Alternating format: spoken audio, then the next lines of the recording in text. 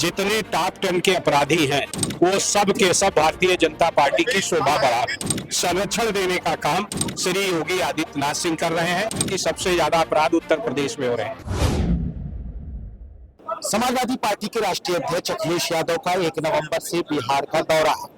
3 दिवसीय दौरे पर रह सकते हैं अखिलेश यादव। तमाम विधानसभाओं में दौरा करेंगे, जहां उनके साथ मैनपुरी सांसद डिम्पल यादव भी होंगे। लेकिन इसी बीच 29 अक्टूबर को उत्तर प्रदेश के चीफ मिनिस्टर योगी आदित्यनाथ बिहार के सिवान दौरे पर थे, जहां उन्होंने कांग्रेस और आरजेडी के साथ समाजवादी पार्टी पर भी निशाना साधा। हमारे साथ समाजवादी पार्टी के सांसद हैं जो अम्बेडकर नगर से, लालजी वर्मा जी, हम बात करेंगे। सर, कैसे देखते हैं मुख्यमंत्री जा रहे हैं वहां वाहवाही लूटने में, समाजवादी को माफियाओं के घुटने तक बता दे रहे हैं कि वो पैर में गिर जा रहे हैं, तमाम तरह की इस तरह की बातें जो कर रहे हैं, कैसे देखते हैं आप उसे?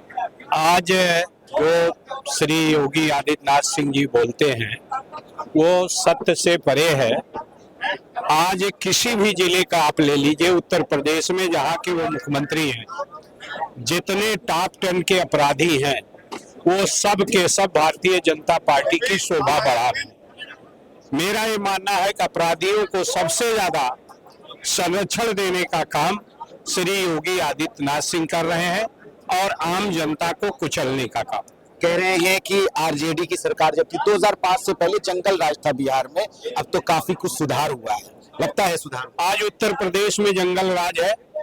आज प्रत्येक जिले की घटनाओं को देखिए, किस तरह से लोगों के घरों में घुसकर लोग मारने का काम कर रहे हैं। अभी बलरामपुर की घटना आपने देखा, गोंडा की घटना देखा, पटेल समाज के घरों पर जाकर लोगों ने, एक ही जात विशेष के लोगों ने उत्पीड़न किया।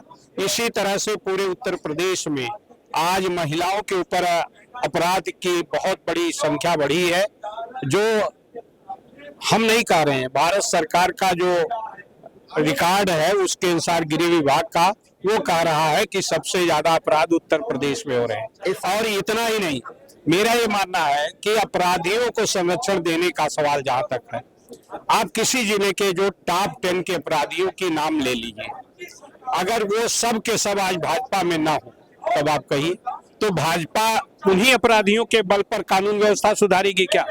निश्चित रूप से अपराधियों को पूरा संरक्षण देने का काम योगी आदित्यनाथ सिंह कर रहे हैं। सर, एसआईआर का ऐलान हो गया है, दूसरे चरण का एसआईआर होना है, 12 राज्यों में उत्तर प्रदेश भी शामिल है।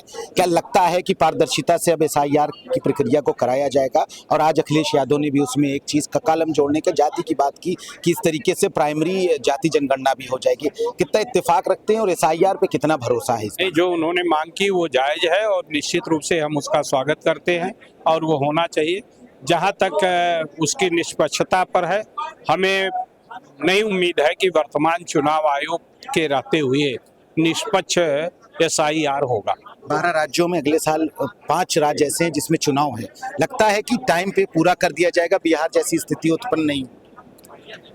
बिहार में भी मेरा जो अपना आकलन है, जो मैंने देखा उत्तर प्रदेश में अभी तक, उसके अनुसार जो चुनाव आयोग है वो कोई भी बात सुनने को, जायज बात सुनने को तैयार नहीं होते और बड़े पैमाने पर धांधली होने की संभावना है।